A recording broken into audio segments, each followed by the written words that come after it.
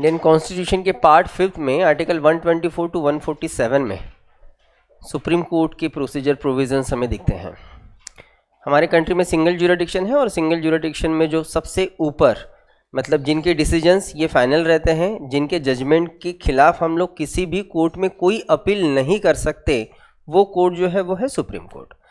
अब supreme court हमारे country में ठीक है कॉन्स्टिट्यूशनल बॉडी तो है, लेकिन कब उसका इस्टेब्लिशमेंट दिखता है, उसके पहले क्या थोड़ा नेचर था ज्यूरिडिक्शन का, हम लोग थोड़ा उसको समझने की कोशिश करते हैं। 1935 का जब एक्ट हुआ था तो 1935 के एक्ट ने एक ज्यूरिडिक्शन में एक नया सिस्टम लागू करने की कोशिश की गई थी इंडिया में, और वो फेडरल कोर्ट। तो पहले मतलब ब्रिटिश रूल के टाइम पे 1935 के एक्ट ने इंडिया में एक फेडरल कोर्ट की स्थापना की थी। अब ये फेडरल कोर्ट का क्या काम था, और इसके अलावा भी एक कोर्ट था, उसे भी हम लोग रख देते हैं बेसिकली। और एक सिस्टम हमें दिखता है जिसे हम लोग कहते हैं प्रीवी काउंसिल।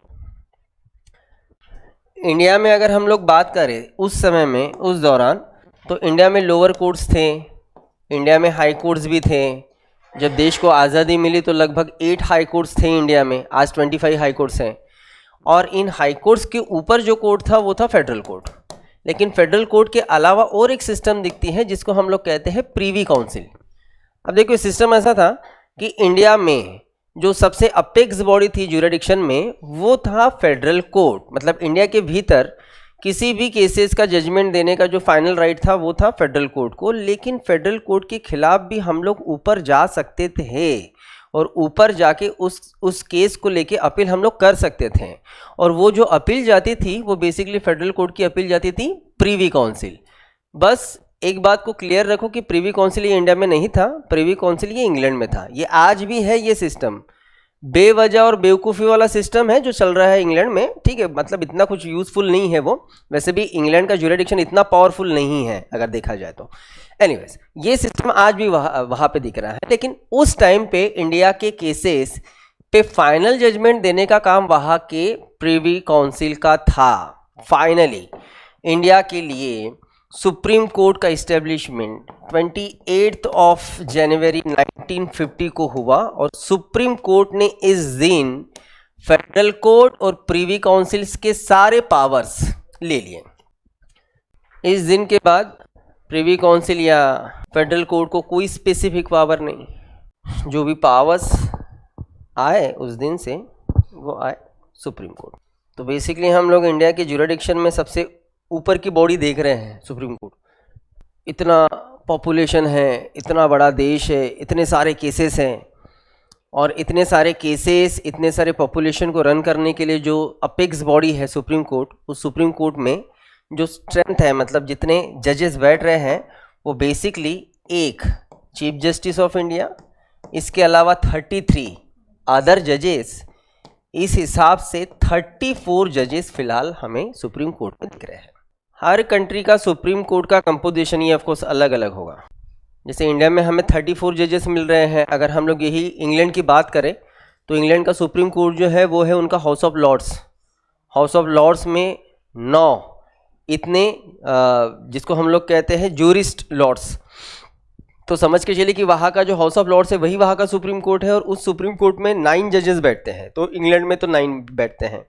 हम लोग अगर यूएस चले जाएं तो यूएस में हमें दिखता है कि एक चीफ जस्टिस रहते हैं और 9 अदर जजेस रहते हैं। तो ऐसे 10 जजेस वहाँ बैठते हैं वहाँ के सुप्रीम कोर्ट में।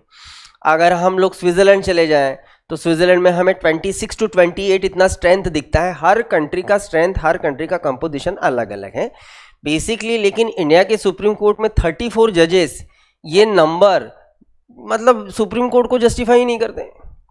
आप सोचो कि सुप्रीम कोर्ट है 142 करोड़ के देश का, मतलब जितना पॉपुलेशन है इंडिया का, उसको देखने के लिए जो सबसे ऊपरी ज्यूरिडिक्शन है उसमें से 34 जजेस बैठ के काम कर रहे हैं। तो आप सोचो कि काम ही क्या होता होगा, या फिर काम चलते कैसा होगा। बताने का मेरा मकसद ये है, हम लोग इस पे बेसिकली डिस्कशन करना चाहते हैं कि ये जो नंबर है ये नंबर बहुत कम है। क्योंकि सुप्रीम कोर्ट को बस ऐसा मामला नहीं है कि जो हाई कोर्ट के केसेस सुप्रीम कोर्ट में जाएंगे, उन केसेस पे जजमेंट देना यही सुप्रीम कोर्ट का काम है। इतना सा छोटा सा काम थोड़ी है सुप्रीम कोर्ट का। सुप्रीम कोर्ट के ऊपर हमने 3 इंपॉर्टेंट काम सौंपे हैं। एक, हमारे कॉन्स्टिट्यूशन की सिक्योरिटी और कॉन्स्टिट्यूशन को इंटरप्रेट करने का काम ये सुप्रीम कोर्ट का ही है। हमारे कॉन्स्टिट्यूशन को कोई और इंटरप्रेट नहीं कर सकता है, ठीक है। तो ये सुप्रीम कोर्ट का बहुत इंपॉर्टेंट काम है। दूसरा सुप्रीम कोर्ट का काम है कि हमारे फंडामेंटल राइट्स को प्रोटेक्ट करें, हमारे फंडामेंटल राइट्स का प्रोटेक्शन देखें, ये दूसरा काम हो गया।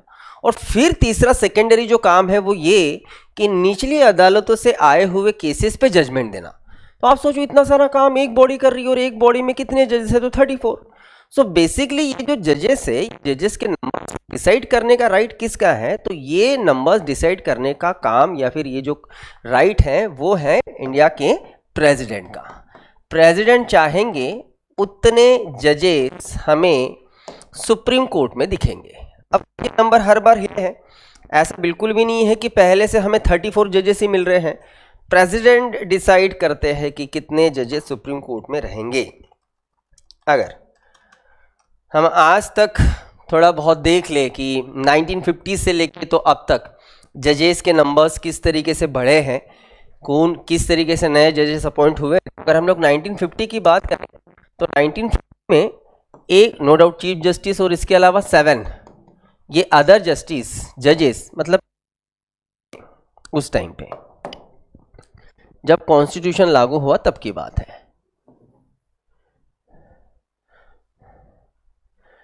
लेकिन जैसे धीरे धीरे ये नंबर्स बढ़े हैं तो 1956 में इन नंबर्स को बढ़ा के एक चीफ जस्टिस के साथ 10 अदर जजेस, मतलब 11 टोटल जजेस, ठीक है।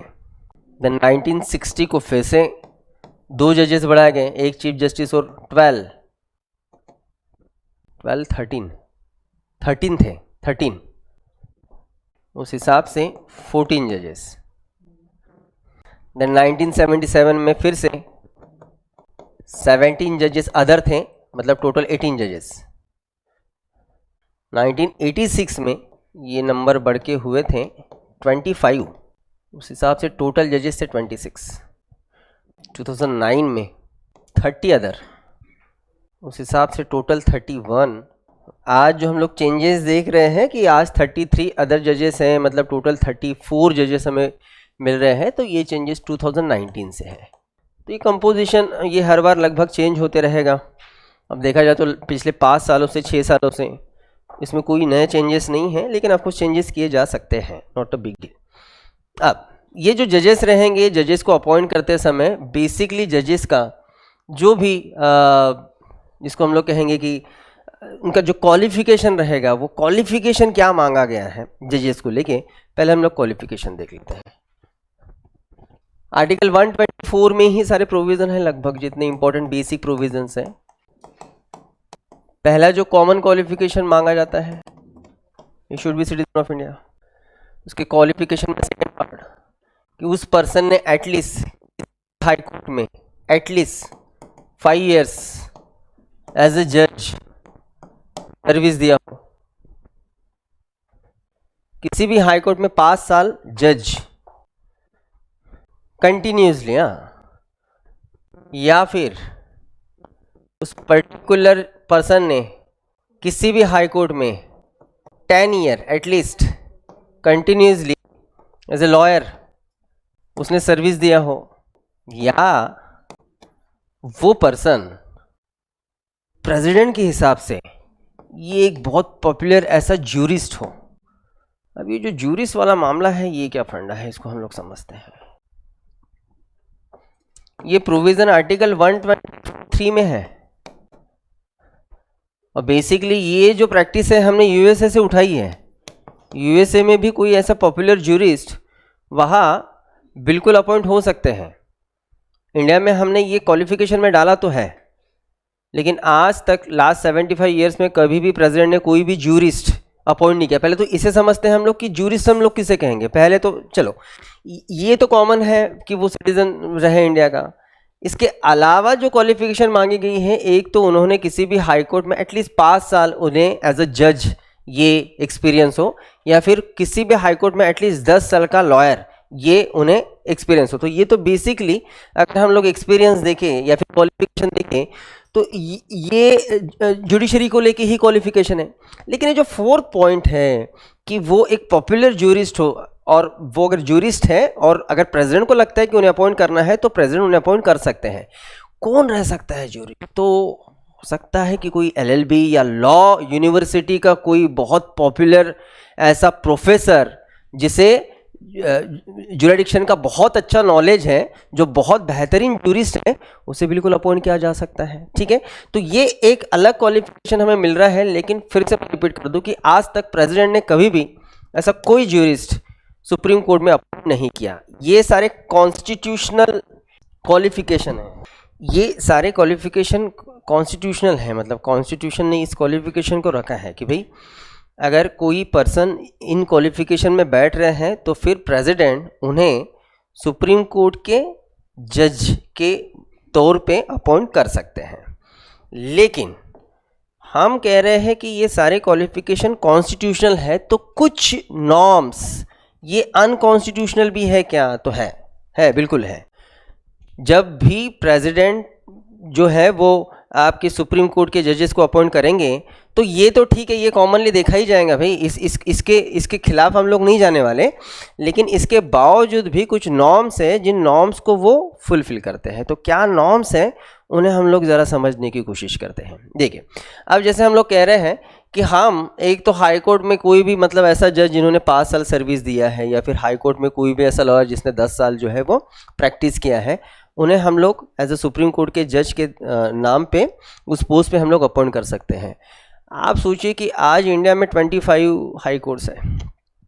25 हाई कोर्ट्स के अगर हम लोग स्ट्रेंथ देखें तो बॉम्बे हाई कोर्ट में 71 इतने जजेस बैठते हैं। आपके इलाहाबाद हाई कोर्ट में भी अच्छा खासा स्ट्रेंथ है, बाकी हाई कोर्ट्स में भी अच्छी खासी स्ट्रेंथ है। अगर हम लोग ये नंबर्स देखें कि हाई कोर्ट में कितने जजेस है तो मोर देन 1000। तो आप सोचो कि 1000 जज में से एक जज को सुप्रीम कोर्ट में जज अपॉइंट करना है, तो ये तो बड़ा टास्क है ना। तो इसी कारण ना कुछ नॉर्म्स भी हैं जिन नॉर्म्स को फॉलो किया जाता है लगभग। अब ये जो लगभग नॉर्म्स है वो क्या, उसको हम लोग देखते हैं। हम जब नॉर्म्स की बात करते तो नॉर्म्स ये कोई लीगल प्रोविजन नहीं रहती। नॉर्म्स बोल रहे हैं ना हम, तो भाई ये तो निकष है ना, तो उसी ये कोई लीगल प्रोविजन नहीं है, लीगली ये तो देखना ही है। लेकिन फिर भी कुछ नॉर्म्स, जैसे एक कॉमन नॉर्म्स को देखा जाता है कि जब भी हम किसी भी पर्सन को सुप्रीम कोर्ट के जज के पोस्ट पे अपॉइंट करेंगे, वो पर्सन एटलीस्ट उनके एज के 55 ईयर्स पूरा कर चुका हो। पहले तीनों नॉर्म्स हम लोग रखेंगे, उसके बाद हम लोग बात करेंगे। इसके अलावा भले ही हम लोग कह रहे हैं कि हाई कोर्ट में कोई भी 5 साल एक्सपीरियंस मतलब जिन्होंने लिया है ऐसा कोई जज हम लोग अपॉइंट करेंगे सुप्रीम कोर्ट में, लेकिन बेसिकली जब सुप्रीम कोर्ट में कोई जज अपॉइंट होता है तो हम लोग बेसिकली किसी नॉर्मल जज या फिर किसी अदर जज को अपॉइंट नहीं करते हैं, हम किसी हाई कोर्ट के CG को अपॉइंट करते हैं। क्योंकि क्वालिफिकेशन में चीफ जस्टिस ऐसा कोई टर्म यूज़ नहीं किया है, जस्टिस ऐसा यूज़ किया है, तो हम chief justice of high court को अपॉइंट करेंगे। इसके अलावा थर्ड नॉर्म, 1 बाय 1 में आपको मैं इसके ऊपर डिस्कस करेंगे हम लोग। थर्ड पॉइंट कि जब भी हम लोग ये अपॉइंटमेंट करेंगे तो बेसिकली इंडिया में हम रीजनल बैलेंसिंग करने की कोशिश करेंगे। आपको लगभग देश में जितने भी हमारे कंट्री में इंडियन पॉलिटी के जो बुक्स हैं, इंडियन पॉलिटी के बुक्स में कहीं पे आपको ये अनरिटन नॉर्म्स नहीं मिलने वाले हैं। बेसिकली कल रात मुझे 2 बजे सपना आया और वहाँ पे मैंने ये सारी चीज़ें देखी, तब जाके मैं आपको बता रहा हूँ। शायद वो रिटायर्ड अटॉर्नी जनरल थे या फिर वो रिटायर्ड जस्टिस थे जिन्होंने इंडियन एक्सप्रेस में लगभग 2019 या 20 में एक आर्टिकल लिखा था सुप्रीम कोर्ट के लेके, और उन्होंने ये नॉर्म्स उस आर्टिकल में मेंशन किए थे उनके। और ऑफकोर्स वो रिटायर्ड चीफ जस्टिस नहीं जस्टिस थे या फिर वो अटॉर्नी जनरल थे रिटायर्ड। अब वो रिटायर्ड अटॉर्नी जनरल रहे, याद नहीं आ रहा, दोनों में से कोई भी रहे भाई, तो मतलब वो अटॉर्नी जनरल भी थे, मतलब उनका क्वालिफिकेशन यही मांगा जाता है। और अगर वो रिटायर्ड जस्टिस है तो भाई वो सुप्रीम कोर्ट में काम कर गए, तो बहुत रिनाउंड पर्सन थे, उन्होंने ये नॉर्म्स रखे थे। तो मेरा काम है, क्या पता कमीशन पूछ ले कभी तो रहे आपके पास। बाकी तो ये क्वालिफिकेशन तो है ही जो कॉन्स्टिट्यूशनल प्रोविजन है। बाकी इन चीज़ों को लगभग फॉलो किया जाता है, लेकिन जाता है तो नॉर्म्स हमेशा फॉलो किए जाएंगे ही क्या, ये सोचने वाली बात है, ये सोचने वाली बात है। जैसे एग्जाम्पल ले कि ये हमने जो फर्स्ट टर्म लिया है ना कि 55 ईयर्स एटलीस्ट उनका कंप्लीट हो, तो इसको लेने के पीछे का मकसद क्या रह सकता है, मैं बस मकसद के बारे में हम लोग थोड़ा डिस्कस कर सकते हैं। पहली बात तो अगर एज ऑफ 55 या फिर 55 से ज़्यादा अगर वो है तब अगर आ रहे हैं तो वो वेल एक्सपीरियंस है, एक पहली बात तो वो है। और दूसरी बात कैसा है कि सुप्रीम कोर्ट के जजेस का जो रिटायरमेंट है ना वो एट द एज ऑफ 65 है। तो आप सोचो कि अगर कोई 50वें साल या फिर 45th में अगर वो अपॉइंट होता है, उसका कितना मोनोपोली बन जाएगा, आप सोचो, हो जाएगा ना, मोनोपोली तो बन जाएगा उसका। तो उस सिचुएशन में, उस सिचुएशन को अवॉइड करने के लिए, मतलब एक्सपीरियंस भी बना रहे और मोनोपोली भी ना बने, तो एटलीस्ट जिनका 55 पूरा हो चुका है ऐसे पर्सन को अपॉइंट किया जाएगा, ठीक है। लेकिन नॉर्म्स है, एक्सेप्शन मिलेंगे। यहाँ एक एक्सेप्शन हमें मिलेगा, एक जो सुप्रीम कोर्ट के बहुत ही फेमस जज होके गए हैं, बेसिकली वो तो चीफ जस्टिस ऑफ इंडिया भी होके गए हैं, PN भगवती। जब भगवती सर को अपॉइंट किया गया था वो लगभग 52 या 53 के समथिंग थे, 53 के समथिंग थे, मतलब 55 के पहले उनका अपॉइंटमेंट हुआ है। नॉर्म्स है, कॉन्स्टिट्यूशनल रूल्स नहीं है, इन्हें नहीं ब्रेक किया जा सकता भाई, लेकिन ये तो किया जा सकता ना, ये तो नॉर्म्स है, ये तो हम लोग कंसिडर करके चल रहे हैं, अज्यूम करके चल रहे हैं। तो बस भगवती एक्सेप्शन है कि वो 52-53 एज के थे जब उनका अपॉइंटमेंट हुआ था। रही बात सेकेंड पॉइंट की, तो अब सोचिए ये तो ज़रूरी है कि अगर हम लोग सुप्रीम कोर्ट के जज के पोस्ट पे अगर किसी को रख रहे हैं, हम क्यों किसी लॉयर को देखें या फिर हम लोग क्यों किसी नॉर्मल अदर जज को देखें, हम भी चीफ जस्टिस को देखेंगे ना, क्योंकि वो इन सबसे ज़्यादा एक्सपीरियंस होगा, वो इन सबसे ज़्यादा जो है वो सीनियर होगा, तो उन्हें अपॉइंट किया जाएगा लगभग। तो हम कभी भी प्रेफर करेंगे कि वो chief justice of high court रहे, ठीक है। थर्ड पॉइंट, रीजनल बैलेंसिंग को मेंटेन किया जाने की कोशिश होती है। अब ये रीजनल बैलेंसिंग देखो क्या है, इंडिया में कितने स्टेट्स हैं, 28, यूनियन टेरिटरीज 8, 28 एंड 8 मतलब 36, और हाई कोर्ट है 25। मतलब पहली बात तो हर एक स्टेट के लिए और हर एक यूटी के लिए हाई कोर्ट नहीं है, वो हम लोग तो पढ़ेंगे बाद में, हमें कुछ कॉमन हाई कोर्ट दिखेंगे या फिर और कुछ दिखेगा। अब इन 25 हाई कोर्ट्स में भी जो सबसे oldest and powerful high courts है ना, जिनका स्ट्रेंथ ज़्यादा है, कंपोजिशन बड़ा है, वो बेसिकली कलकत्ता है, इसके बाद बॉम्बे है, मद्रास है और इलाहाबाद है, बड़े हाई कोर्ट्स में से एक है। तो क्या है कि इन बड़े हाई कोर्ट्स में जो जजेस रहते हैं वो भी बड़े रहते हैं, बड़े मतलब रुतबे से, ठीक है। तो आप सोचो कि प्रेसिडेंट भी तो कोशिश करेंगे हमेशा कि सुप्रीम कोर्ट में भी रुतबे से बड़े इंसान को ही रखा जाए। अगर प्रेसिडेंट अगर यही सोच से चले तो कभी भी आपको सुप्रीम कोर्ट में तो फिर ये 4-5 हाई कोर्ट से ही जजेस अपॉइंट होते हुए दिखेंगे। गुवाहाटी से कब होगा भाई, त्रिपुरा से कब होगा, सिक्किम हाई कोर्ट से कब होगा, और आप कुछ स्पेसिफिक जगह से ही लोगे तो रीजनल बैलेंसिंग है उसे कैसे हम एडजस्ट करेंगे। एटलीस्ट हम कोशिश करेंगे कि 34 में अगर 8 एग्जांपल ले रहा हूँ, 8 अगर नॉर्थ से है तो 8 साउथ से रहे, 8 ईस्ट से रहे, 8 वेस्ट से, समझ आई बात। तो इसे कहीं ना कहीं बैलेंसिंग तो करने की कोशिश करना पड़ेगा।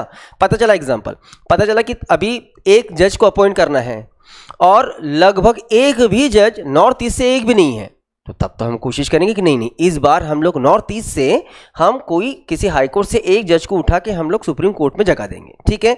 तो इसे भी हम ध्यान में रख के ये सारा अपॉइंटमेंट हम लोग करते हैं। Clear, done.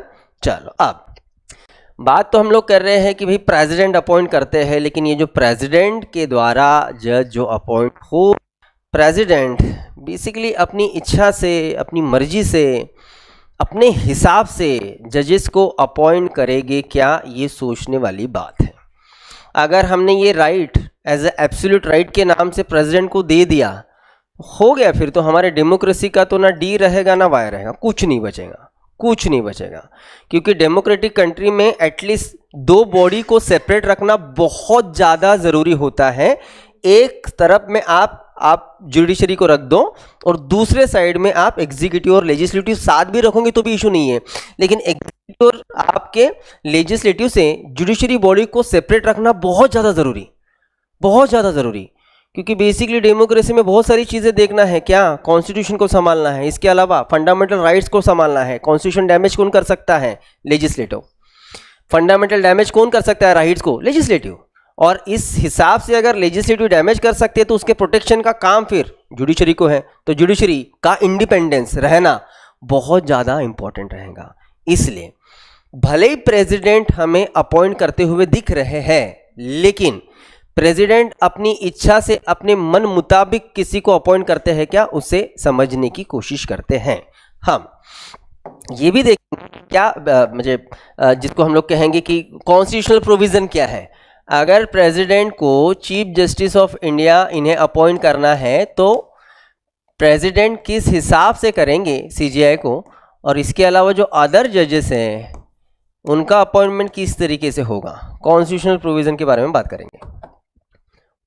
जब भी चीफ जस्टिस ऑफ इंडिया को अपॉइंट करने की बारी आएगी तो नो डाउट सीजीआई को अपॉइंट करने का काम ये प्रेसिडेंट का, लेकिन प्रेसिडेंट सीजीआई को अपॉइंट करते समय कुछ स्पेसिफिक फैक्टर्स से उनसे कंसल्ट करेगा। ये कंसल्टिंग होना ज़रूरी है। अब ये जो कंसल्टिंग वाला मामला है, कंसल्ट वाला मामला है, ये देखो कैसा है। कभी भी सीजीआई को अपॉइंट करते समय प्रेसिडेंट ऑफ इंडिया ये सुप्रीम कोर्ट के अदर जजेस, इसके अलावा अगर प्रेसिडेंट को लगे कोर्ट के जजेस इनसे कंसल्ट करके सीजीआई का अपॉइंटमेंट करेंगे। सीजीआई के अपॉइंटमेंट के बारे में कॉन्स्टिट्यूशनल प्रोविजन ये है कि प्रेसिडेंट सीजीआई अपॉइंट करते समय सुप्रीम कोर्ट के अदर जजेस 33 और इसके अलावा अगर प्रेसिडेंट को लगता है तो हाई कोर्ट्स के जजेस, वो कितने भी हाई कोर्ट्स के जजेस के साथ वो कंसल्ट कर सकते हैं। हाई कोर्ट के जजेस इनसे कंसल्ट करके इनसे एडवाइस लेके सीजीआई को अपॉइंट किया जाएगा। क्लियर? ये कॉन्स्टिट्यूशनल प्रोविजन हम लोग देख रहे हैं। भले ही हम लोग ये बोल रहे हैं ना कि इतना ज़्यादा तामझाम करने के बाद प्रेसिडेंट जो है वो सीजीआई अपॉइंट करेंगे, ऐसा कुछ नहीं। ये सारी फॉर्मेलिटीज़ है भाई। मान सम्मान किसी को देना गलत थोड़ी इसमें। अगर कॉन्स्टिट्यूशन ये कह रहा है कि प्रेसिडेंट जब भी अपॉइंट करेंगे सीजीआई को तो क्या करना है प्रेसिडेंट ने कि जो सुप्रीम कोर्ट के बाकी जजेस हैं, अदर जजेस, उनसे एक बार आप कंसल्ट कर लीजिए।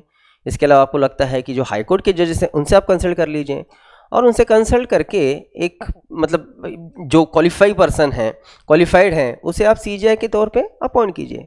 ये सारे फॉर्मेलिटीज़ हैं। बेसिकली सीजीआई वो हो गए जो उस समय में सुप्रीम कोर्ट में मोस्ट सीनियर हैं, मोस्ट सीनियर। और मोस्ट सीनियर हम लोग एज से कंसिडर करते हैं, एज से, ठीक है, और किसी हिसाब से नहीं। उसका एक्सपीरियंस और उसका क्वालिफिकेशन डजेंट मैटर, एज से हम लोग जो है वो करेंगे, ठीक है।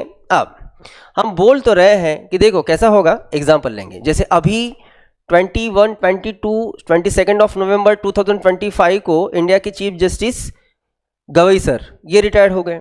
अब रिटायर हो गए तो उसके पहले से ही क्लियर था कि नेक्स्ट सीजीआई कौन होगा। आज यहाँ बैठे बैठे हम लोग ये बता सकते हैं कि उसके बाद के सीजीआई कौन होने वाले हैं, किस दिन होने वाले, मैं वो भी बता दूं। सबकी कुंडली लेके घूमता हूं मैं, कोई बड़ी बात नहीं, कोई भी बता सकता है। आप भी पढ़ने के बाद इजीली बता पाओगे कि कौन बन सकता है। आपको गूगल बाबा को पूछने की भी जरूरत नहीं है, ठीक है, बड़ा इजी है। क्या है वो हम लोग बाद में देखेंगे। तो जब जो सबसे मोस्ट सीनियर है ना उसे सीजी बनाया जाएगा। लेकिन अच्छा, ये जो रूल की बात कर रहे हैं हम लोग, वर्ल्ड वाइड ये रूल चलता है, वर्ल्ड वाइड ये रूल चलता है। मतलब आप दुनिया की किसी भी कोर्ट चले जाइए, कोर्ट में ऐसे दिखेगा अगर 10 लोग हैं तो 10 में देखो सबसे सीनियर कौन, हाँ जो सीनियर है वो होगा सीजी, मामला खत्म। हमारे कंट्री में 1950 से यही ट्रेडिशन चला, लेकिन ये ट्रेडिशन 2 बार ब्रेक हुआ, 2 बार। ये सीनियरिटी को बगल में छोड़ के हमने इस ट्रेडिशन को ब्रेक किया था। एक बार किया था 1973 को, दूसरे बार किया था 1977 को। 1973 में मामला ये था कि सुप्रीम कोर्ट में उस टाइम पे 3 सीनियर जजेस, justice Shelar, justice hedge, justice Grover, ये 3 सीनियर जजेस थे, शेलाट, हेडगे, ग्रोवर, जबकि नंबर आना चाहिए था सीजी के नाम से पहले शेलाट साहब का, उसके बाद हेगड़े साहब का, उसके बाद ग्रोवर साहब का। मतलब पहले तो शेलाट का आने ही वाला था, क्योंकि उस टाइम पे इनके मतलब जो सीजी थे वो तो रिटायर्ड हो गए। अब नेक्स्ट प्रेसिडेंट को सीधा सीधा काम ये करना था कि आपने वो देना है किसे, शेलाट को। लेकिन उस टाइम पे 1973 में प्रेसिडेंट ऑफ इंडिया ने इन तीनों जजेस को बगल में रख के, जो मोस्ट सीनियर थे इनको बगल में रख के, इनके बाद जो फोर्थ सीनियर था, फोर्थ नंबर पे सीनियर जस्टिस रे, उन्हें अपॉइंट किया गया। इनकी अपॉइंटमेंट हुई, लेकिन तीनों को बगल में रखा गया। अब ये भी सोचने वाली बात है। बताते हैं रीज़न क्या है। ऐसी 1977 में हुआ। 1977 में फिर से एक बार प्रेसिडेंट की जो है वो उनकी मनमानी दिखी। 1977 में सुप्रीम कोर्ट में जो मोस्ट सीनियर जज थे वो थे जस्टिस खन्ना, लेकिन जस्टिस खन्ना को बगल करके प्रेसिडेंट ने चुना था जस्टिस बेग इन्हें। 2 ही बार हुआ है। उसके बाद प्रेसिडेंट को अपनी मनमर्जी चलाने का चांस ही नहीं मिला। क्या हुआ था, क्यों हुआ था, उसे समझो। ये दोनों बार जो हुआ है ना, ये दोनों बार पहले ऊपर जो 1973 में जस्टिस शेलाट, ग्रोवर और हेडगे जो है उन्हें पनिश किया गया। उसके बाद 1977 में भी जस्टिस खन्ना को पनिश किया गया। क्या रीज़न था, क्यों उन्हें वो चांस नहीं मिला, जबकि उन्हीं को चांस मिलना चाहिए था। मामला ये था कि हम जिन तीनों के बारे में बात कर रहे हैं वो तीनों पॉपुलर हो जाते हैं एक स्पेसिफिक और एक माइलस्टोन केस को लेके, केशवानंद भारती केस।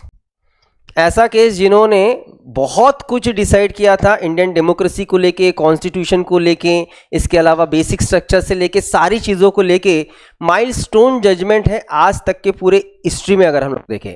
और क्योंकि उन्होंने तो सेंट्रल गवर्नमेंट की कमर तोड़ दी, उस केस के जजमेंट ने, केशवानंद भारती केस ने केंद्र सरकार की कमर तोड़ दी। और कमर तोड़ने वाले जो 3 जजेस थे, तीनों ये थे उस बेंच में, तीनों ये थे। तो इसी कारण जब सीजी चुनने की नौबत आई, तब सेंट्रल गवर्नमेंट के तरफ से, मतलब प्रेसिडेंट की तरफ से, तीनों को पनिश करके इनके बाद जो फोर्थ सीनियर थे उन्हें सीजी किया गया, इन तीनों को बगल में रखा गया। इसी कारण तीनों ने रिजाइन कर दिया था अपने अपने पोस्ट का। ठीक है, एक ये रीज़न केशवानंद भारती की इसका जजमेंट इन्होंने दिया था। सेम जस्टिस खन्ना का भी ऐसे ही दिखेगा। तब मैटर नहीं था। वो फर्स्ट टाइम केस तो आई थी, फर्स्ट जजेस केस 1982, तो अभी समय था उसको, तभी वो रूल ही बनना बाकी था। ठीक है, क्लियर। अब हाँ, उसी पे आ रहा हूँ मैं। अब उसी पे पहला रीज़न हो गया, उस पर आते हैं। देखो, हमने जब हम ये पढ़ रहे थे ना फंडामेंटल राइट्स में आर्टिकल 21 राइट टू लाइफ, तो मैंने आपको due process of law and procedure establish by law, है ना, वो समझाया था मैंने। बहुत सारे केसेस मैंने उस समय में डिस्कस किए थे। उस टाइम पे हमने केस को डिस्कस किया था 1975 हेबियस कॉर्पस केस। उसी को हम लोग मिसा एक्ट केस के नाम से भी जानते हैं, उसी को हम लोग जबलपुर केस के भी नाम से जानते हैं। 2-3 नाम मैंने लिख के दिया होगा। तो उस टाइम पे सुप्रीम कोर्ट ने पहली बार इन द सेंस कहीं ना कहीं सेंट्रल गवर्नमेंट के उस डिटेंशन एक्ट को ना क्रिटिसाइज किया। और वो जस्टिस जिन्होंने कहा कि नहीं, इस केस को हम लोग प्रोसीजर इस्टेब्लिश बाय लॉ इस एंगल से देखने से अच्छा ड्यू प्रोसेस ऑफ लॉ इस एंगल से देखते हैं। मतलब हम लोग इंटेंशन जानने की कोशिश करते हैं कि क्या गवर्नमेंट का इंटेंशन है, एग्जीक्यूटिव का इंटेंशन है। ये बात कहने वाले थे जस्टिस खन्ना, मतलब इन्होंने वो बात की थी। तो लगभग ये उनका जजमेंट या फिर जो स्टेटमेंट था वो सेंट्रल गवर्नमेंट के खिलाफ था, इसलिए उनको पनिशमेंट। क्लियर हो गया सीजी का अपॉइंटमेंट। ओके, तो सीजी का अपॉइंटमेंट तो बड़ा कॉमन सा हमें दिखता है कि ठीक है, प्रेसिडेंट अपॉइंट करेंगे, लेकिन प्रेसिडेंट उसके लिए सुप्रीम कोर्ट के अदर जजेस और उन्हें अगर ज़रूरत पड़े तो हाई कोर्ट्स के जजेस, इनसे कंसर्न करके वो सीजीआई अपॉइंट करेंगे। अब बात जब आएंगी अदर जजेस की, तो अदर जजेस के अपॉइंटमेंट को लेके देखिए क्या प्रोसीजर है। यही कंफ्यूज होने वाले हो। देखो उसकी अदर जजेस जो है, मतलब फिलहाल अभी जो 33 अदर जजेस हैं, इन्हें भी अपॉइंट करने का राइट प्रेसिडेंट को ही है।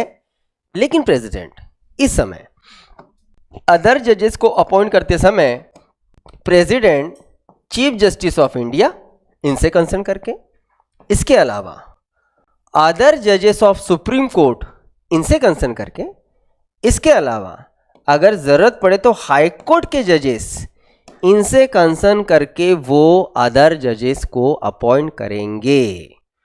लिख लो, ज़रा बहुत डाउट होगा तो हम उस पर डिस्कशन करेंगे ही। अदर जजेस का appointment president, CGI, supreme court के अदर जजेस से कंसर्न, और ज़रूरत पड़े तो यहाँ लगभग 100% बच्चों का जो कन्फ्यूज़न रहता है कि है अपॉइंटमेंट हो रहा अदर जजेस का, प्रेसिडेंट कंसर्न भी कर रहे अदर जजेस से, ये कैसे, ये लगभग रहता है, कंसर्न रहता है। तो बच्चों ये कोई स्कूल तो है नहीं कि 9th के बच्चे हो गए, अब निकल गए 9 से 10th में जा रहे हैं, सारे के सारे जो अदर जजेस हैं एक साथ रिटायर हो जाएंगे क्या? नहीं ना। 33 में से भाई एक रिटायर हो गया, उसका पोस्ट वैकेंट हो गया, तो प्रेसिडेंट उस पोस्ट के लिए एक नया जज अपॉइंट करेगा। तो वो तो अदर एक भले रहा तो अदर जज तो हुआ। 33 में से एक का अपॉइंटमेंट करना है, 33 का नहीं करेंगे हम लोग एक साथ। कौन सा लोकसभा अरेंज कर रहे हैं हम लोग इनका? नहीं ना। तो एक जो है वो रिटायर हो गए, तो बाकी जो रिमेनिंग 32 है उनसे कंसर्न किया जाएगा। क्लियर? ठीक है। ये जो कॉन्स्टिट्यूशनल प्रोविजन है, ये कॉन्स्टिट्यूशनल प्रोविजन ये क्लियर नहीं करते कि प्रेसिडेंट ठीक अपॉइंट कर रहे हैं, ऑफकोर्स वही अपॉइंट करेंगे क्योंकि उनके अपॉइंटमेंट पे साइन एंड सील तो प्रेसिडेंट का ही रहेगा, नो डाउट। लेकिन बस मामला ये है कि प्रेसिडेंट यहाँ पे सीजीआई को या फिर प्रेसिडेंट अदर जजेस को जब अपॉइंट कर रहे हैं, और जब प्रेसिडेंट यहाँ मतलब अदर को अपॉइंट करते समय जब सीजीआई से या फिर सुप्रीम कोर्ट के अदर जजेस से जो भी कंसल्ट कर रहे हैं, जो भी एडवाइस ले रहे हैं, वो एडवाइस और ये जो कंसल्टिंग प्रोसेस है, इस कंसल्टिंग प्रोसेस से मिला हुआ यहाँ से एडवाइस मानना प्रेसिडेंट पे कंपलसरी है या नहीं है, ये कहाँ क्लियर हो रहा है? ये तो ऐसा कोई हमने प्रोविजन देखा नहीं। तो फिर क्वेश्चन मार्क बन जाता है कि इन्होंने जो भी एडवाइस दिए, ये जो भी कंसल्टिंग इनके बीच में हुआ है, इनके तरफ से जो भी एडवाइस यहाँ मिली है, वो मानना प्रेसिडेंट पे कंपलसरी है या नहीं। अगर होगा गुड, प्रेसिडेंट अपनी इच्छा से तो कुछ कर नहीं पाएंगे, लेकिन अगर नहीं होगा तो यहाँ इनसे एडवाइस लेके या फिर इनसे कंसल्ट करके तो कोई फायदा ही नहीं बचा भाई। यहाँ तो फिर एग्जीक्यूटिव जैसे चाहेगा उसी हिसाब से जजेस अपॉइंट हो गए ना। ठीक है, तो बेसिकली प्रेसिडेंट के ये राइट एब्सोल्यूट है, या फिर कंसल्टिंग प्रोसेस से मिले हुए एडवाइस से ही प्रेसिडेंट को इन जजेस का अपॉइंटमेंट करना है। इसको लेके सुप्रीम कोर्ट में अब तक 3 केसेस आए हैं, बेसिकली 4 केसेस गए लेकिन 3 इंपॉर्टेंट हैं, उनको हम लोग कहते हैं जजेस केसेस। तो जो अलग अलग केसेस गए, हम लोग वो समझने की कोशिश करते हैं कि जब सुप्रीम कोर्ट में ये मामला गया कि ये जो कंसल्टिंग प्रोसेस चल रहा है और ये जो एडवाइस लिया जा रहा है, दिया जा रहा है, ये एडवाइस प्रेसिडेंट को मानना कंपलसरी है या नहीं, तो इसको लेके फर्स्ट जजेस केस ये आया था सुप्रीम कोर्ट में 1981-82। देखिए सुप्रीम कोर्ट में जो फर्स्ट केस आई है, उस केस के पहले ऑलरेडी प्रेसिडेंट ने 2 बार अपनी मनमानी चला ली है। तो ये तो भी जानना बड़ा मतलब ज़रूरी हो जाएगा कि प्रेसिडेंट जो करेंगे वो अपने इच्छा से करेंगे, अपनी इच्छा मुताबिक करेंगे, कि ये जो एडवाइस जो ले रहे हैं वो एडवाइस मानना उनको कंपलसरी रहेगा। तो फर्स्ट सुप्रीम कोर्ट का जो ये फर्स्ट जजेस केस का जो जजमेंट था, वो बिल्कुल भी डेमोक्रेसी के फेवर में नहीं गया। क्या था जजमेंट हम लोग रख देते हैं, लेकिन बाद में सुप्रीम कोर्ट ने उसको करेक्ट किया था। इस फर्स्ट जजेस केस का जजमेंट देते समय सुप्रीम कोर्ट ने अपना जजमेंट ऐसे दिया कि प्रेसिडेंट जो भी सीजीआई कर रहे हैं, ये बस सीजीआई जो एडवाइस दे रहे हैं वो एडवाइस मानना प्रेसिडेंट पे कंपलसरी नहीं है, कह दिया सुप्रीम कोर्ट ने। जजमेंट दे दिया कि यहाँ से जो एडवाइस मिल रहा है उनको कंसल्टिंग प्रोसेस से, वो मानना बिल्कुल भी प्रेसिडेंट को कंपलसरी नहीं। मामला ख़त्म हो गया, क्लियर हो गया। ठीक है, प्रेसिडेंट अपनी इच्छा से या फिर इच्छा इन द सेंस वो भी मतलब सामने से एडवाइस ही है, वो एडवाइस मान के ही वो चलेंगे ऐसा बिल्कुल नहीं है। वो अपनी इच्छा से भी अपॉइंटमेंट कर सकते हैं। लेकिन देखो सुप्रीम कोर्ट के जो अलग अलग खुद के राइट्स हैं, मतलब उनका जो ज्यूरिडिक्शन आता है, उनका जो ज्यूरिडिक्शन है, बहुत सारी चीज़ें उनके ज्यूरिडिक्शन में, उनके ज्यूरिडिक्शन के ही एक चीज़ में, मतलब उनके ज्यूरिडिक्शन में ही एक चीज़ आती है कि सुप्रीम कोर्ट खुद का ही दिया हुआ जजमेंट चेंज कर सकते हैं, उस पे वो फिर से अपनी बातों को रख सकते हैं। यस, वो अपना जो पुराना जजमेंट है उसे चेंज बिल्कुल किया जा सकता है। तो इसी के चक्कर में जो यहाँ सेकंड केस आई थी वो आई थी ये नाम से सेकंड जजेस केस 1993। इस केस के जजमेंट ने काफ़ी खुद बहुत सारी चीज़ें जो है वो क्लियर कर दी कि प्रेसिडेंट कितना कुछ अपनी मनमर्जी को चला सकते और कितना नहीं। यहाँ जजमेंट कह रहा है कि नो डाउट अपॉइंटमेंट तो प्रेसिडेंट ही करेंगे, लेकिन प्रॉपर एक कंसल्टिंग प्रोसेस से ही ये अपॉइंटमेंट होगा। प्रेसिडेंट जब कंसल्ट करेंगे तो प्रेसिडेंट को करना पड़ेगा सुप्रीम कोर्ट के सीजी से, और इसके अलावा सीजीआई के अलावा उनके बाद जो 2 मोस्ट सीनियर जजेस हैं, ऐसी एक ग्रुप से जिस कमेटी में एक रहेंगे चीफ जस्टिस ऑफ इंडिया और अलावा सुप्रीम कोर्ट के सीजीआई के बाद के 2 मोस्ट सीनियर जजेस, ऐसे 3 मेंबर्स ने मिलके दिया हुआ एडवाइस मान के ही प्रेसिडेंट जो है वो अदर जजेस या फिर जजेस का अपॉइंट करेंगे। मतलब इस कमिटी ने दिया हुआ एडवाइस प्रेसिडेंट पे कंपलसरी। अब प्रेसिडेंट बीच का रास्ता नहीं निकाल सकते, लेकिन बस उस कॉलेजियम मतलब उस कमिटी का एक आप कंपोजिशन देखिए कि एक सीजीआई, 2 अदर मोस्ट सीनियर जज, और उन्होंने दिया हुआ एडवाइस प्रेसिडेंट को मानना है। लेकिन सुप्रीम कोर्ट यहाँ तक नहीं रुका। इसके बाद फिर कुछ ही सालों बाद फिर से एक केस आई जिसको हम लोग कहते हैं थर्ड जजेस केस 1998। और थर्ड जजेस केस ने तो इसे और ही क्लियर कर दिया कि अपॉइंटमेंट होगा तो होगा कैसे, किस हिसाब से, क्या प्रोसीजर से। तो इस समय सारी चीज़ें लगभग वैसे ही रहने वाली है, बस कॉलेजियम जो है सुप्रीम कोर्ट का मतलब जजेस का जो पैनल रहेगा वो पैनल का कंपोजिशन बढ़ने वाला है। मामला यही है कि जजेस को अपॉइंट करने का राइट प्रेसिडेंट को ही है, लेकिन प्रेसिडेंट प्रॉपर कंसल्टिंग प्रोसेस से ही अपॉइंटमेंट करेंगे। और इस समय, इस टाइम, इस जजमेंट के द्वारा जो कंसल्ट चलेगा, जो कंसल्ट लेंगे, उसमें एक कॉलेजियम से उन्हें कंसल्ट लेना पड़ेगा और उस कॉलेजियम में एक चीफ जस्टिस ऑफ इंडिया और इसके अलावा 4 उनके बाद के मोस्ट सीनियर जजेस, ऐसे 5 जजेस का ये बेंच रहेगा जिसको हम कहते हैं कॉलेजियन सिस्टम। और इस कॉलेजियन ने दिया हुआ जो भी एडवाइस है वो मान के ही प्रेसिडेंट बाकी जजेस को अपॉइंट करेंगे। क्लियर? सो प्रेसिडेंट आप अपनी खुद की मनमर्जी नहीं चला सकते। यहाँ जो उन्हें एडवाइस मिलेगा उस हिसाब से प्रेसिडेंट जो है वो जस्टिस इन्हें चुनेंगे। मतलब अदर भी और जो ये रहेंगे ना चीफ जस्टिस, उनका भी अपॉइंटमेंट उसी हिसाब से होगा। लेकिन वाला मामला है, इसमें लेकिन ये जो एडवाइस जाएगा ना, ये एडवाइस 3 वर्सेस 2 ऐसा नहीं जाना चाहिए। मतलब ये बड़ा स्पेशल मेजोरिटी से जाना चाहिए। एक एग्जांपल लेते हैं। कॉलेजियम में 5 लोग हैं, 5 जजेस हैं। 5 जजेस में से 3 जजेस बोल रहे हैं कि भाई विकास ये बॉम्बे हाईकोर्ट नया जज होगा, लेकिन वो कह रहे हैं कि नहीं, सुनिए, ये कलकत्ता हाईकोर्ट का जो जज है वो अपॉइंट किया जाएगा। तो मामला ये है 3 वर्सेस 2 भले ही है, तो हम तो ये कह सकते हैं कि भाई मेजोरिटी तो 3 के पास है ना, तो विकास होना चाहिए। अरे लेकिन आप सोचो कि एक टीम में 5 लोग हैं, 5 में से 3 कह रहे हैं और 2 दूसरा कह रहे हैं, इन्हीं में तो डिस्प्यूट है? अगर judgment in the sense advice ऐसी गई रहती 4 वर्सेस 1, कोई फर्क नहीं पड़ा रहता भाई, मेजोरिटी 4 के पास है, ठीक है। एक क्या सोचता है डजेंट मैटर। 5 वर्सेस 0 बात ही नहीं, एक ही को चुना गया। ऐसा है कोई इशू नहीं, ऐसा है कोई प्रॉब्लम नहीं। लेकिन अगर ऐसा है अलग अलग 2 गए एडवाइस, उस समय में कॉलेजियम का एडवाइस मानना प्रेसिडेंट पे कंपलसरी नहीं है। उस टाइम पे प्रेसिडेंट जो चाहेंगे उस पर्सन को एज ए जज अपॉइंट किया जाएगा। तो जो एडवाइस जाएंगे वो इस हिसाब से नहीं जाना चाहिए, 3 वर्सेस 2 नहीं जाना चाहिए। एंड लास्ट, इसको लेके जो 4 जजेस केस आई वो भी आई 2014 में, मोदी जी की मेहरबानी।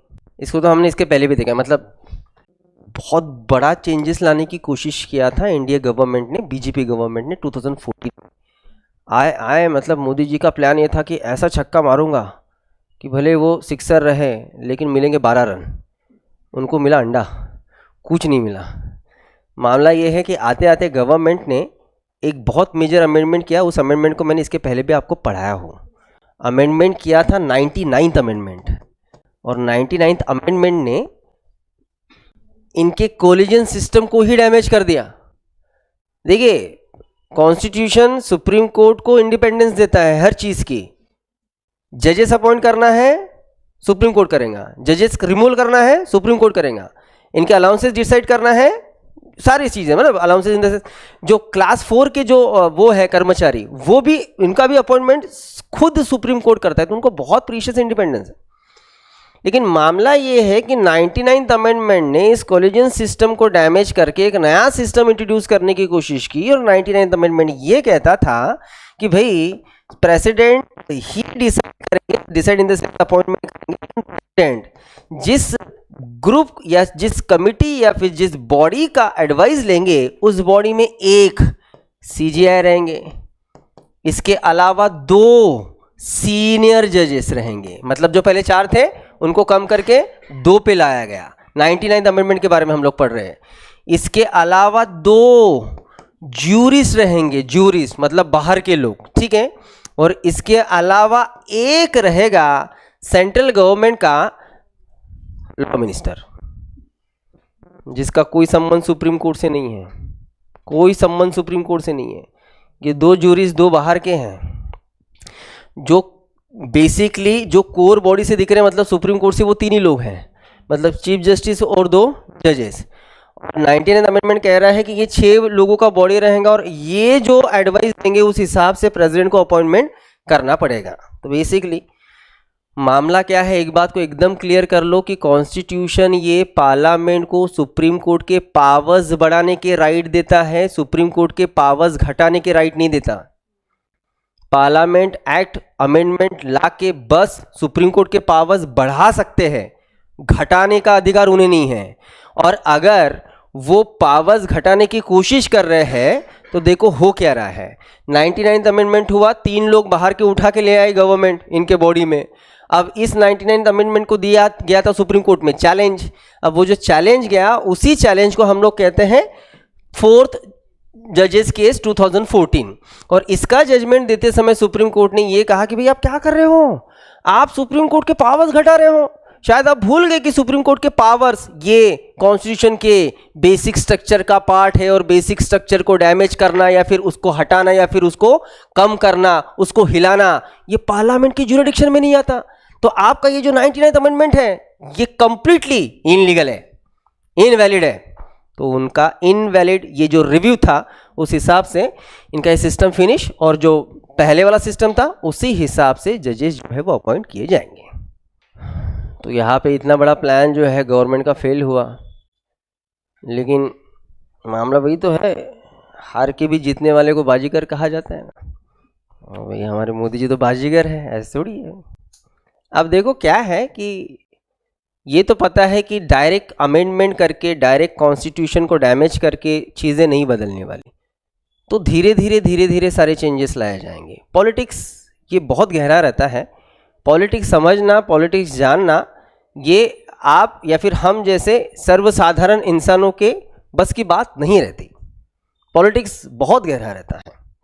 अब अगर सीधा काम नहीं होता है तो अब बैकडोर काम होना शुरू हो गया है। पिछले 10 सालों से बैकडोर काम चल रहे हैं। क्या चल रहे हैं उसे समझिए। मैंने शायद कल ही आपको न्यूयॉर्क टाइम्स के बारे में बताया कि उन्होंने क्या न्यूज़पेपर में जो भी उन्होंने फ्रंट पेज पे सारी न्यूज़ डाली और क्या क्या उनका कहना है, मैंने कल बताया आपको। जो उनका कहना है कि इंडिया के हर एक सेक्टर में, फिर वो एजुकेशन सेक्टर रहे, एजुकेशन तो बहुत इंपॉर्टेंट सेक्टर है, फिर वो एजुकेशन सेक्टर है, ज्यूरिडिक्शन सेक्टर है, कोई भी अदर इंस्टीट्यूशन है, या फिर फिल्म सिटी है, या फिर स्पोर्ट है, हर जगह पे जो की पोस्ट है उस की पोस्ट पे आरएसएस के लोग या आरएसएस के आइडियोलॉजी के लोग बैठे हैं। तो सारा मामला ये है कि सब सेंट्रलाइज हो गया है, सारी चीज़ें सेंट्रलाइज हो गई हैं। और आइडियोलॉजी इसी तरीके से ऊपर से अब नीचे जा रही है। और इसलिए उस न्यूयॉर्क टाइम्स ने ये भी कल मतलब बताया आपको कि उन्होंने छापा है कि अगर मोदी जी सामने नहीं भी रहते हैं, मतलब as a prime minister, death हो जाती है या फिर और कुछ, भगवान करे आपका कि ऐसा कुछ ना उनके साथ, लेकिन हो जाता है कुछ, तो भी कुछ फर्क नहीं पड़ने वाला, कोई फर्क नहीं पड़ने वाला। आइडियोलॉजी इतनी गहराई से जकड़ी हुई है कि वो हिलना मुश्किल है। ये न्यूयॉर्क टाइम्स का बहुत ही इंपॉर्टेंट उन्होंने अपने इसमें दिया है न्यूज़पेपर में। हो क्या रहा है पहले ये समझो। अब बस हम लोग वो न्यूज़पेपर का आर्टिकल पढ़ ले तो फिर तो हम कहेंगे कि अरे यार कुछ भी छाप रहा है क्या अमेरिका भाई।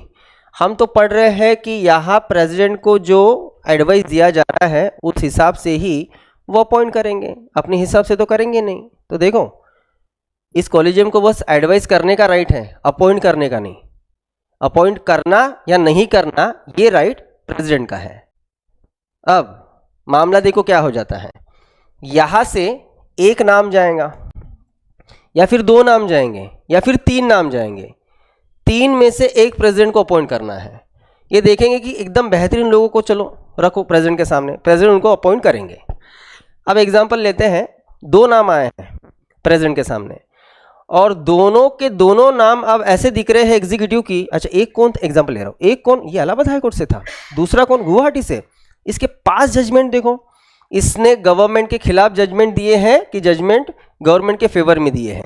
अगर उनका पास्ट गवर्नमेंट के खिलाफ होगा, ऑन होल्ड रहेंगे वो लोग, ऑन होल्ड रहेंगे। मैं फिर से बता दूं, इन्हें एडवाइस करने का राइट है, इन्हें अपॉइंट करने का राइट नहीं। इन्हें एडवाइस मानने का राइट है, लेकिन वो मान के वो अपॉइंट कर सकते हैं, लेकिन अपॉइंट करेंगे ही ये कंपलसरी नहीं है। वो करेंगे या नहीं करेंगे, मतलब वो क्या करेंगे, उस पोस्ट को वैकेंट रखेंगे। तो भाई आप सोचो कि जिनका नाम सजेस्ट किया जा रहा है उनका भी तो एक स्पेसिफिक एज तक ही वो अपॉइंट किए जा सकते हैं ना, उसके बाद थोड़ी किए जा सकते हैं। वो पोस्ट ऐसी ही वैकेंट रहती है और वो पर्सन जिसका नाम अपॉइंट किया गया था उसका एज भी निकल जाता, मामला खत्म। फिर क्या, चलो दूसरा सजेशन दो, दूसरा सजेशन आएगा, फिर देखेंगे हाँ चलो इनका पास निकालो। फिर अगर फिर से वो जा रहे हैं गवर्नमेंट के खिलाफ, रखो बगल में, नहीं करना है अपॉइंटमेंट। अपॉइंटमेंट करना ही प्रेसिडेंट पे कंपलसरी नहीं है। वो इनके बात को बिना माने अपॉइंटमेंट नहीं कर सकते, लेकिन वो अपॉइंटमेंट करना ही है, ऐसा थोड़ी है। वो और किसी को नहीं अपॉइंट कर सकते, उन्हीं को करना पड़ेगा, लेकिन उनको करना ही पड़ेगा ऐसा नहीं है। वो करेंगे या फिर होल्ड रखेंगे। तो पिछले 10 सालों से ऑन होल्ड रखी जाती है। सुप्रीम कोर्ट भी थक जाता है कॉलेजियम। फिर कुछ ऐसे नाम आ ही जाते हैं जो कहीं ना कहीं सपोर्ट कर रहे हैं, चलो भी सत्कार करो, टीका लगाओ। ये हो रहा है ऐसे कर करके लास्ट 10-11 ईयर से सुप्रीम कोर्ट का आधा बेंच भर गया है। आधा बेंच किससे भरा है अब नाम लेने की जरूरत नहीं है। अभी फिलहाल जो कहना ठीक नहीं, उचित नहीं है, क्योंकि कोड ऑफ कंडक्ट लग जाता है। हाँ मुझे नहीं जाना जेल में, लेकिन बता रहा हूँ कि जो खुद सीजीआई है काफ़ी उनकी पास जजमेंट सुप्रीम कोर्ट से अगर हम लोग देखें तो वो गवर्नमेंट के फेवर में गए हैं, काफ़ी गए हैं। अभी एक बेंच के सामने कुछ मामले आए थे, मैंने शायद आपको बताया 2 मामले आए थे। एक अदानी का मामला आया था, मैंने बताया आपको, ठीक है, किस तरीके से, और जम्मू कश्मीर वाला वो बच्चा जो पिछले 5 साल से अंदर है, किस तरीके से बिल्कुल उसका जजमेंट दिया गया, सोच सकते हैं। अभी वो रिटायर्ड हुए एक जस्टिस हैं, लेडी थे, वो तो मतलब भाई देश के इतिहास में पहली बार हुआ, मुझे नाम याद नहीं आ रहा उनका, देश के इतिहास में पहली बार ऐसा हुआ कि जब कोई जज रिटायर्ड होता है ना तो उसके लिए एक फंक्शन रखा जाता है और लॉयर रखते हैं सुप्रीम कोर्ट के सारे लॉयर रखते हैं कि भाई सर रिटायर्ड हो रहे, मैडम रिटायर्ड हो रहे। मैडम रिटायर्ड हुई अभी पिछले महीने, कोई फंक्शन अरेंज नहीं हुआ, पहली बार हुआ। क्योंकि जितने भी सेंट्रल गवर्नमेंट के केसेस रहते थे वो बिल्कुल सही तरीके से मैडम के ही बेंच में आते थे और मैडम सेंट्रल गवर्नमेंट के फेवर में ही डिसीजन देती थी। गुजरात से थी, हाँ गुजरात से थे, तो उनके लिए कोई फेस्टिवल नहीं रखा, मतलब कोई प्रोग्राम नहीं अरेंज किया गया। तो ये सारी चीज़ें हो रही है। तो इसी कारण जो की पोस्ट है वो की पोस्ट पे जिस तरीके से आइडियोलॉजी बैठ रही, मैं आइडियोलॉजी बोल रहा हूँ, पर्सन कहने से अच्छा हम आइडियोलॉजी की बात करेंगे, भाई आइडियोलॉजी जा रही ना वो थोड़ा घातक है, ठीक है। तो फिर भी सुप्रीम कोर्ट जैसे बॉडी पे हम ऐसे जिसको हम लोग कहेंगे कि आग बंद करके डाउट नहीं करेंगे भाई। क्या है, यही बॉडी ऐसी है जिन्होंने आज तक डेमोक्रेसी को संभाला है, यही बॉडी ऐसी है जिन्होंने कॉन्स्टिट्यूशन को संभाला है। लोग आते जाते रहते हैं, आइडियोलॉजी भी चेंज होती रहती है, तो सारी चीज़ें हो जाएंगी ठीक, हम लोग आशा करेंगे, क्योंकि होप्स तो सुप्रीम कोर्ट ही है और किसी पे आप आशा नहीं कर सकते। दूसरी आशा आप एक ही पे कर सकते हो, सुप्रीम कोर्ट के अलावा एक ही पे कर सकते हो, और वो खुद हो, खुद पे एज अ सिटीजन। हमारे इतना पावरफुल और कोई नहीं है इस देश में। हमारे पास लड़ने के लिए 2 जगह रहती है, एक रास्ते, दूसरे 5 साल के बाद होने वाले इलेक्शंस। डेमोक्रेसी में लड़ने के लिए 2 ही जगह है, रास्ते और इलेक्शन। रास्ते किस लिए? प्रोटेस्ट के लिए। अगर हमारे खिलाफ चीज़ें हो रही है, प्रोटेस्ट करो। दुनिया में हर एक चीज़ बदली है, इंडिया में भी काफ़ी सारी चीज़ बदली है प्रोटेस्ट से बस, लेकिन उसके लिए पॉलिटिकल कल्चर, ये हम में इनकलकेट होना बहुत ज़्यादा ज़रूरी है। हम कल्चर के बेसिस पे बहुत ज़्यादा वीक है, बहुत ज़्यादा। आज PSR में मैं एंड वर्बा इनका पॉलिटिकल कल्चर का थ्योरी पढ़ा रहा था। बहुत खूबसूरत थ्योरी है, लेकिन ठीक है, वो पॉलिटिशियन मतलब पॉलिटिक्स को नहीं समझेगा कि क्या थ्योरी है, किस तरीके से पॉलिटिकल कल्चर इनकलकेट रहना चाहिए, क्या क्या नॉर्म्स रहते हैं कि जिस हिसाब से हम लोग देख सकते हैं कि भाई कौन पर्सन किस तरीके से किस चीज़ को किस तरीके से देखता है, हम कॉन्स्टिट्यूशन को कैसे देखते हैं, हम कॉन्स्टिट्यूशन को लेके क्या भावना रखते हैं, और हम कॉन्स्टिट्यूशन को कैसे इंटरप्रेट करते हैं। ये सारी चीज़ें बहुत ज़्यादा ज़रूरी है। हम बहुत ही बैकवर्ड है, इंडियंस बहुत बैकवर्ड है, बहुत ज़्यादा। लास्ट टाइम 2014 का तो सर्वे आया था कि लगभग कितना 44 समथिंग या कुछ महिलाओं को या फिर टोटल नंबर ऑफ पॉपुलेशन के लोगों को कॉन्स्टिट्यूशन क्या यही नहीं पता। आप सोचो हम कहाँ पे हैं। हम यहाँ MBBS कर लेते हैं, मैं बता रहा हूँ आपको, MSc सब सारी चीज़ें हो जाती है, लेकिन सीरियसली हमें फंडामेंटल राइट्स नहीं पता रहते, हमारे डेमोक्रेटिक वैल्यूज़ नहीं पता रहते। ये सारी चीज़ें हैं। हम पॉलिटिकली अवेयर कब हो गए, ये सारी चीज़ें बहुत इंपॉर्टेंट है। तो हम गधे जैसे देखते रहेंगे कि इलेक्शन हो रहे हैं, सरकार बन रही है, डिसीजन लिए जा रहे हैं, और हम कुछ नहीं कर पाएंगे। तो इसलिए कहा 2 ही ऐसे फैक्टर है जिनके ऊपर विश्वास, एक सुप्रीम कोर्ट और खुद हम, ठीक है। और हमें अगर डेवलप होना है तो पॉलिटिकल वैल्यूज़ डेवलप करना ज़रूरी। एनीवेज, अब इसी सिस्टम से प्रेसिडेंट जो है वो बाकी जजेस का अपॉइंटमेंट करते हैं। देन सुप्रीम कोर्ट के जजेस का टर्म टेन्योर,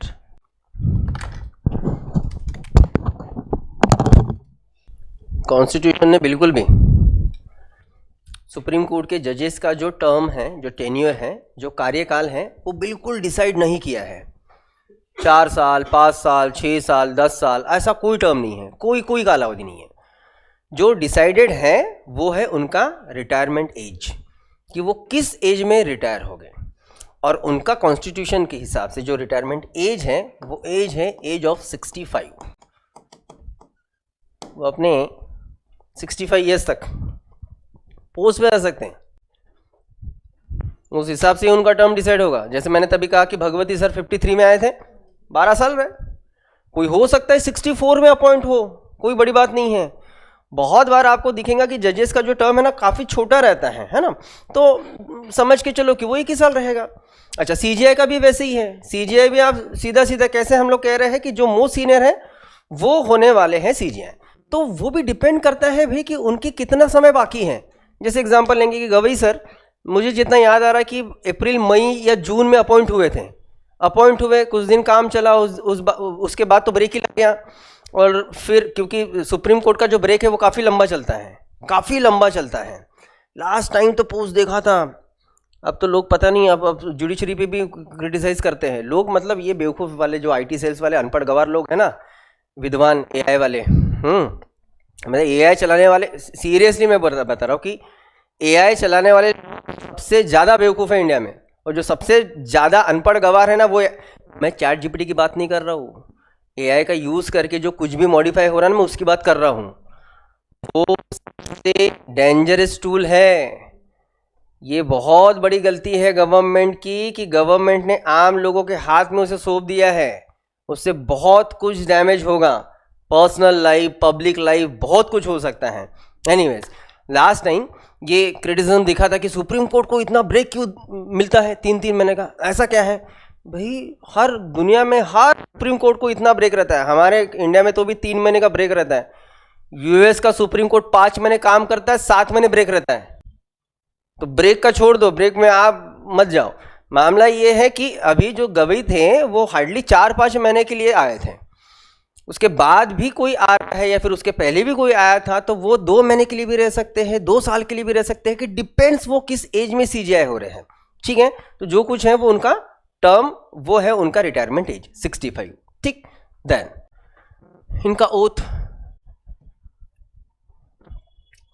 बताने की जरूरत नहीं होगी, प्रेसिडेंट के सामने ओथ लेंगे।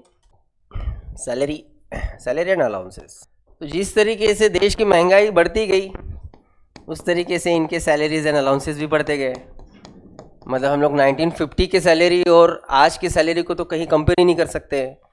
1950 को जब कॉन्स्टिट्यूशन लागू हुआ, जब सुप्रीम कोर्ट खड़ा हुआ, जब फर्स्ट सीजी आए, तो फर्स्ट सीजी को सैलरी थी 5000 रुपीज़ पर मंथ, अदर जजेस को सैलरी थी 4000 रुपीज़ पर मंथ। ये सैलरीज हर बार है ना रिवाइज होते गई।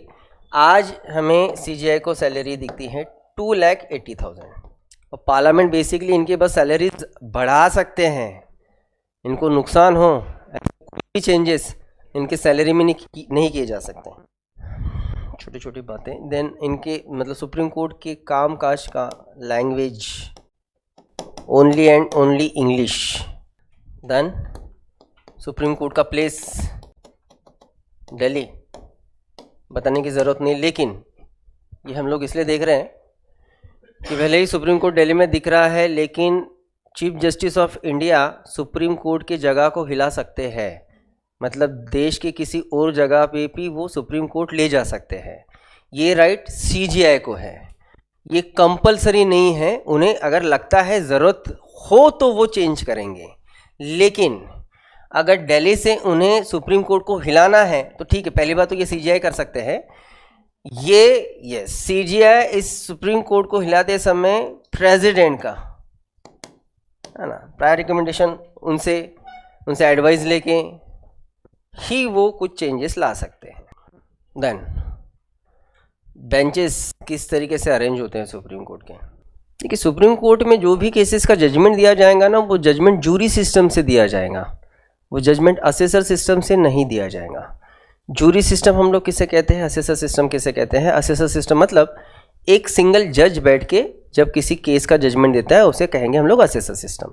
सुप्रीम कोर्ट में असेसर सिस्टम से काम नहीं चलता, जो कुछ काम चलेगा वो जूरी सिस्टम से। और जूरी में कभी भी आपको 2 से ज़्यादा जजेस बैठते हुए दिखेंगे।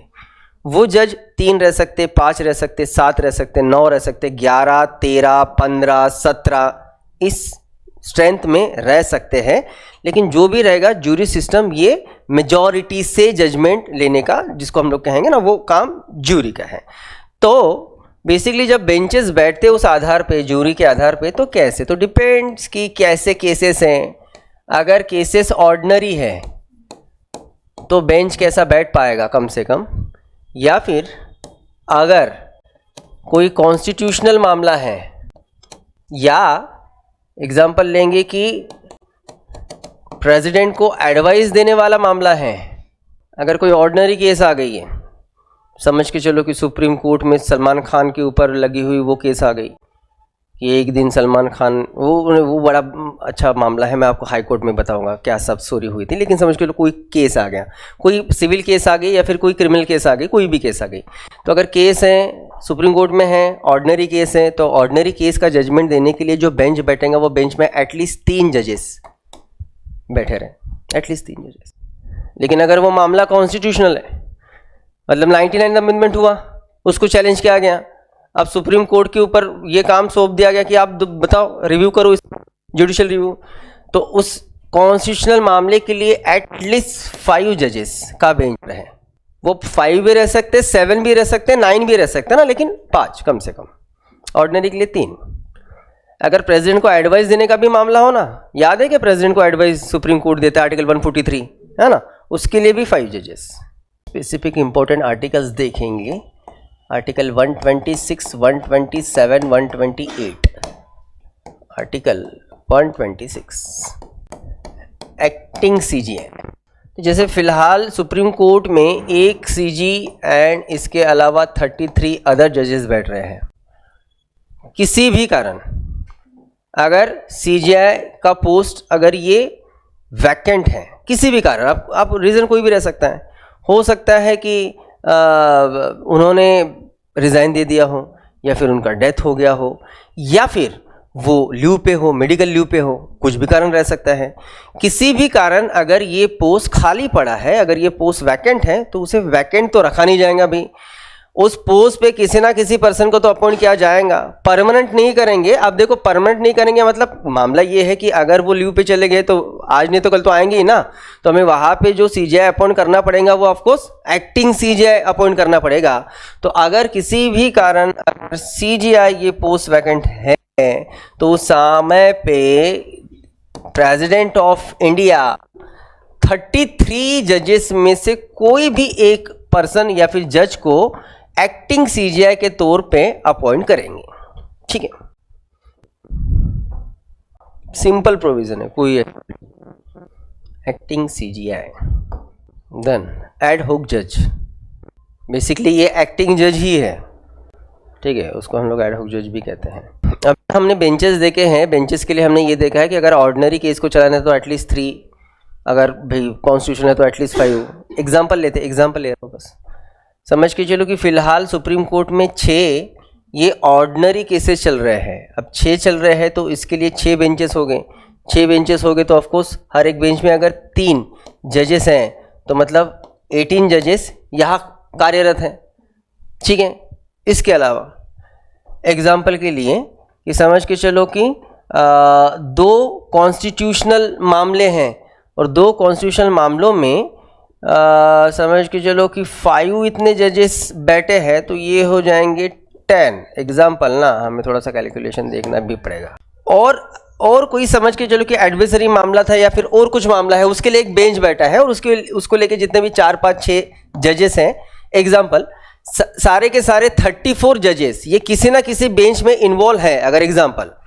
और ऐसे समय में कोई एक जज 2 महीने के मेडिकल लीव पे चले गए, तो आप सोचो कि वो जज जिस बेंच में थे उस बेंच का काम कैसे चलेगा।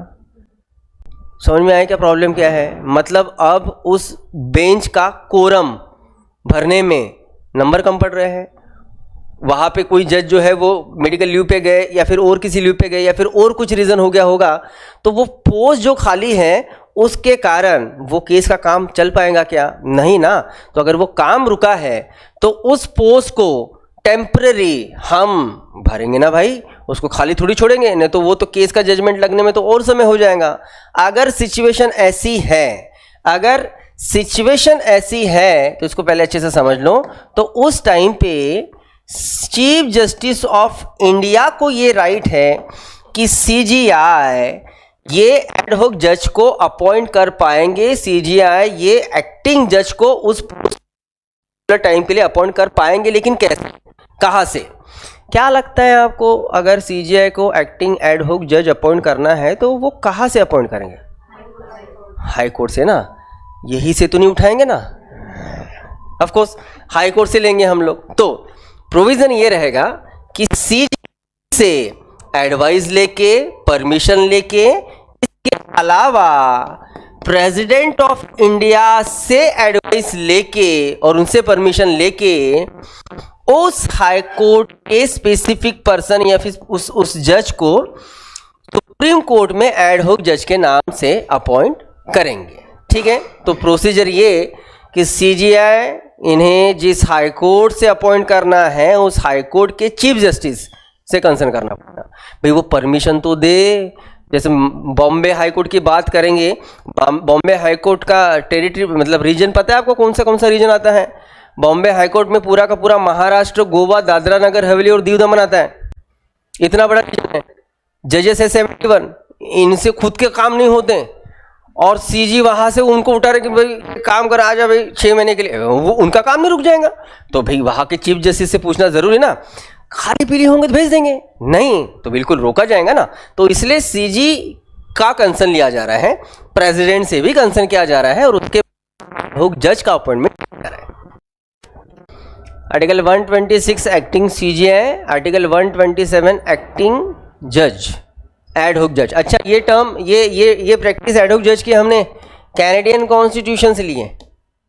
अगर चीफ जस्टिस ऑफ इंडिया को लगता है कि उन्हें लगना चाहिए, उन्हें लगना ज़्यादा ज़रूरी है, अगर चीफ जस्टिस ऑफ इंडिया को लगता है कि वो कुछ दिनों के लिए, कुछ समय के लिए जो सुप्रीम कोर्ट या किसी भी हाई कोर्ट से रिटायर्ड हुए जज हैं उन्हें सुप्रीम कोर्ट में अपॉइंट करे कुछ स्पेसिफिक समय के लिए, तो वो कर सकते हैं। हो सकता है भाई सुप्रीम कोर्ट में टेम्पररी काम बढ़ गया हो सकता है और कुछ अलग लोड आया हो, तो उस समय में ये राइट्स सीजीआई को बिल्कुल जाते हैं कि सीजीआई बिल्कुल जो सुप्रीम कोर्ट से ऑलरेडी रिटायर्ड हो चुके जज हैं या किसी भी हाई कोर्ट से रिटायर्ड हुए जज हैं, भले कह रहे हैं कि हाई कोर्ट के रिटायर्ड जज को भी अपॉइंट किया जा सकता है, लेकिन हाई कोर्ट का वो जज जो सुप्रीम कोर्ट में जज होने के लिए क्वालिफाइड है उसी को, और क्वालिफिकेशन क्या है, एटलीस्ट उसने 5 साल किसी भी हाई कोर्ट में एज अ जज या 10 साल एज अ लॉयर प्रैक्टिस किया हो, ठीक है। तो सीजीआई सुप्रीम कोर्ट या हाई कोर्ट के रिटायर्ड जज को स्पेसिफिक टाइम पीरियड के लिए सुप्रीम कोर्ट में अपॉइंट कर सकते हैं। उस पर्टिकुलर जज को हम लोग कहेंगे रिटायर्ड जज, ठीक है। लेकिन ऐसे रिटायर्ड जज का अपॉइंटमेंट कभी भी उस जज के मर्जी के खिलाफ नहीं किया जा सकता, उससे कंसर्न करना पड़ेगा, साहब आओगे क्या, उन्होंने अगर हाँ कहा तो ही वो आएंगे या फिर नहीं। यहाँ पूछा जा रहा था, वो उठाओ उसको ले आओ, सीधा सीधा मामला। यहाँ लेकिन पूछा जाएगा, कुछ चीज़ें क्लियर करो। 126 राइट है प्रेसिडेंट को अपॉइंटमेंट का, सीजीआई का, क्योंकि आपको सीजीआई तब नहीं है, सीजीआई को ही अपॉइंट करना है, प्रेसिडेंट अपॉइंट कर रहे हैं। 127 एडहॉक जज सीजीआई अपॉइंट कर रहे हैं, 128 रिटायर्ड जज सीजीआई अपॉइंट कर रहे हैं, लेकिन 27 28 दोनों में वो प्रेसिडेंट का, ठीक है। अब हम लोग जो सुप्रीम कोर्ट में प्रोविजंस देखते हैं ना, तो इजी है, यही प्रोविजंस हमें हाई कोर्ट में भी देखना है, तब लेकिन फिर दिमाग घूम जाता है। वहाँ यहाँ पे 3 टर्म्स देखे, वहाँ पे 4 देखना है। Article 223, article 224, article 224A, article 224(2), ऐसे अलग अलग हमें टर्म्स देखना है, उसमें और एक ऐड होता है, तो वहाँ हम जब देखेंगे तब इसका जो कन्फ्यूज़न है वो दूर करने की कोशिश करेंगे, ठीक है। अब एक लास्ट पॉइंट, उसके बाद भले हम लोग रुकेंगे, कल हम लोग यूरिडिक्शन देखेंगे इसमें। सुप्रीम कोर्ट के जजेस पे लगाए हुए कुछ रिस्ट्रिक्शंस।